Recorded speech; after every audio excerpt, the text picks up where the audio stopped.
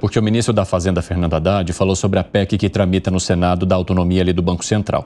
Ele disse que a proposta não é um bom caminho para a autoridade monetária do país. Vamos acompanhar um trecho do que ele disse e depois a gente vai colocando aqui para o debate. As relações técnicas das duas instituições, sobretudo Fazenda e Banco Central, ocorrem normalmente, nós temos confiança na diretoria do Banco Central, nós entendemos que é um corpo técnico muito qualificado, que nós queremos, inclusive, prestigiar, mas de uma forma diferente do que está sendo proposto no Senado. Nós entendemos que transformar o Banco Central numa empresa não vai ser bom para o Banco Central, quero dizer isso publicamente. Não é o caminho transformar o Banco Central numa empresa de direito privado. Nós entendemos que o caminho é outro. Bom, ele está falando justamente daquela PEC que passaria pela Comissão de Constituição e Justiça ali no Senado na semana anterior e acabou não sendo discutida. O que você acha, hein, Segré? Você concorda com o ministro de que transformar o Banco Central numa empresa não seria um bom caminho? Não, tem um monte de empresas, inclusive um monte de empresas estatais que colocaram um monte de político que não presta para nada. Eu gostaria de ouvir o motivo. Eu entendi que o ministro disse não vai ser bom. Gostaria de saber o argumento. Por que não vai ser bom? Não sei se está na fala, talvez esteja, e eu estou me antecipando, mas eu gostaria de qual argumento ele usa para afirmar que não vai ser bom transformar ou dar mais autonomia no Banco Central. O que ele menciona depois é que ele não é contrário à autonomia do Banco Central. Vamos rodar. Uma coisa é discutir a autonomia financeira. A favor. Estou afim. Estou dizendo publicamente que estou disposto. A outra coisa é transformar numa empresa, criando uma figura nova que é o seletista estável e subordinar isso ao Senado e não ao Conselho Monetário Nacional. Acho que não é o caminho. Está aí o argumento, Segré. Agora você pode comentar novamente, vai lá. Então, não dependeria deles. É simples. Não dependendo deles, não, eu não quero.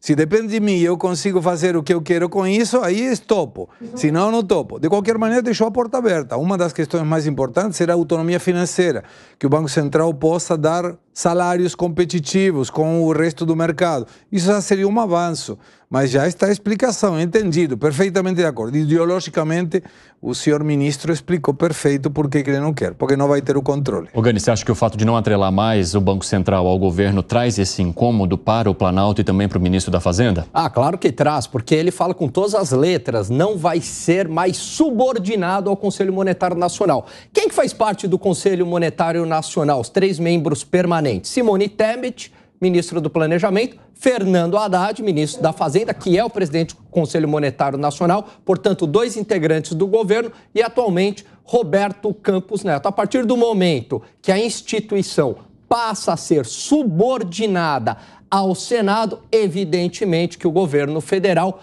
perde maior capacidade de ingerência no Banco Central, por isso que eles não querem. E no teu ponto de vista, Piperno, isso seria bom ou ruim? Você desatrelar do governo federal e passar esse controle para o Senado hoje, para o Legislativo? Eu estou de acordo com o ministro. Autonomia financeira sim, o resto não. Até porque a composição do Conselho Monetário Nacional ela vai mudar conforme o governo.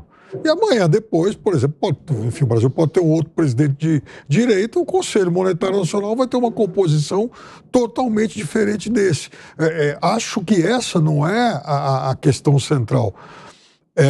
Defendo sim que o governo federal, qualquer que seja ele, não é porque o Lula, não é porque foi o Bolsonaro lá atrás, qualquer que seja ele, tem, por exemplo, a prerrogativa, como acontece agora, de indicar o presidente do Banco Central, indicar diretores do Banco Central, e o banco tem o seu corpo técnico. O banco também tem que ter maior autonomia, aí sim, para manter os seus melhores quadros. E para isso ele precisa de autonomia orçamentária. Dentre os pontos de vista apresentados aqui, com quem você está, hein, Zé?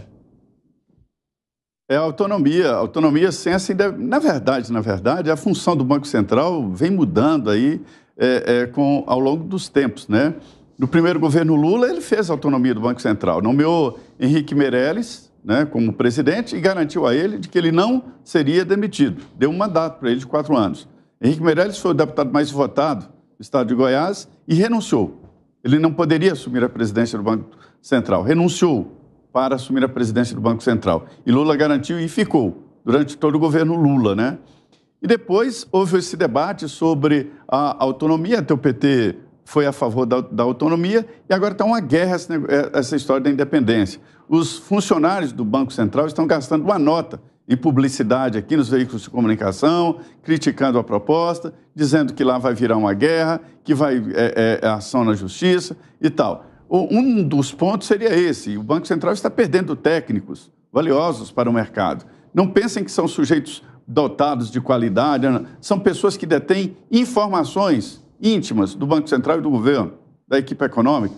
Isso vale muito dinheiro. Então, há sim um assédio a funcionários do Banco Central e perde sim alguns bons funcionários do Banco Central para a iniciativa privada, mas é do jogo da história. Nem sei se deveria dar essa autonomia salarial. O Banco Central é uma ilha da ilha, é um cabidão de emprego, salários maravilhosos, né?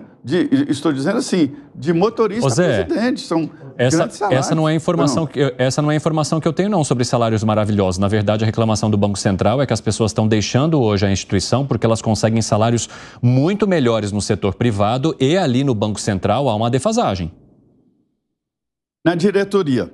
Isso é real. Na diretoria, nos cargos de comando. Vai lá ver quanto ganha um motorista, vai lá ver quanto ganha um secretário, uma secretária do Banco Central com estabilidade, aposentadoria integral, entendeu? A diretoria, sim. Isso porque o mercado financeiro, pessoas executivos desse tipo, são muito bem pagos. Aí não dá para comparar. Agora, os funcionários do Banco Central recebem, sim, muito bem. De motorista a datilógrafo, que lá ainda tem datilógrafo, contratados pelo Banco Central.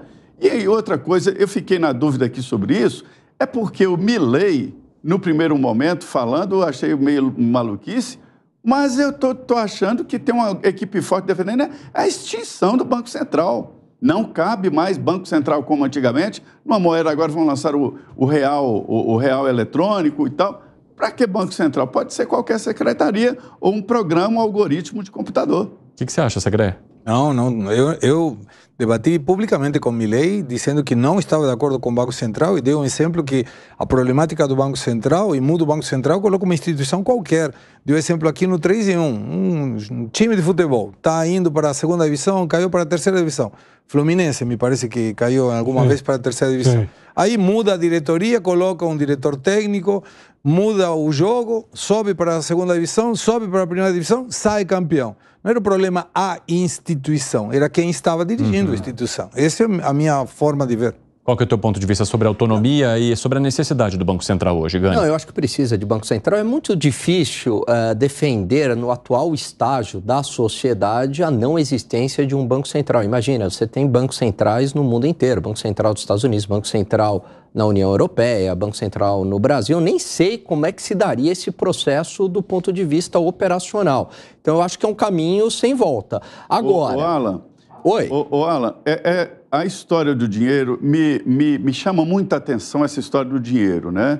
Porque eu presto muita atenção na história assim, da vida, de como as coisas só existem quando são críveis, quando são acreditadas. E o dinheiro é um pedaço de papel com um desenho, né? E todos acreditam que aquilo tem valor, e tem valor porque todos acreditam. De lá para cá, houve muitas mudanças, né? Era ouro e tal. Eu acho que em 91 o Banco Central dos Estados Unidos deixou de lastrear o dólar no ouro, virou uma confusão geral. Ninguém sabe qual é o valor do dólar. Hoje não tem lastro. E agora com a moeda eletrônica e vem essas moedas digitais aí que ninguém sabe exatamente como cuidar. Não, Zé, veja, eu não estou nem defendendo a existência ou não do Banco Central. Eu acho que muitas vezes os bancos centrais no mundo colocam uma quantidade de dinheiro que é muito acima do que a economia consegue absorver, gera processos inflacionários, gera distorções. Concordo absolutamente com você que a relação do dinheiro vem de uma relação de confiança, está aí o sucesso das criptomoedas. O que eu estou argumentando aqui, Zé, é que, dado como o mundo está estruturado hoje, é que é praticamente um caminho sem volta. Eu não consigo imaginar, pelo menos